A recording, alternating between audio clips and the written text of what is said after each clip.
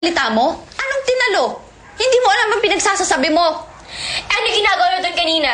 Hindi ako tumatalo, nagmamahal ako. Mahal kong Tito John mo. Kailan niyo pa siya minahal? Ang taga-taga niyo nakilala si Tita Isabel, pero ni minsan wala kayo nararamdaman sa kanya. Tapos ngayon sasabihin niyo mahal niyo siya? Ngayon lang ako tinamaan kay Isabel eh. Tami, ganun talaga ang pagmamahal. Kapag tinamaan ka, tatamaan ka na lang basta-basta. Dad, hindi ko pa rin maintindihan. Bakit siya? Mahal ko si Isabel. Wala kang magagawa.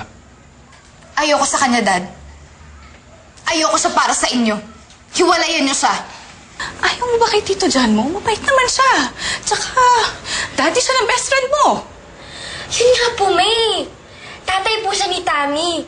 Ma, parang kapatid ko na si Tammy. Yun na nga eh. Ayaw mo bang maging tunay kayong magkapatid ni Tammy pag nagkatuluyan kami ni Tito John? Ma, di ba nag-usap na tayo? Sabi mo wala na magbo-boyfriend, di ba? Sabi mo okay na tayong dalawa na sa pamilya, di ba? Pero intindihin mo naman ako. Ang tagal ko nang naghahanap ng lalaki magmamahal sa akin at magiging tatay na para sa'yo. Ngayon na nahanap ko na siya. He's the one. Bakit pa may reklamo ka? Di ba dapat matuwa ka nga dahil kilala mo na siya?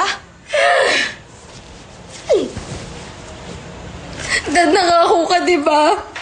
Nangako ka sa puntod ni Mommy na hindi mo siya papalitan.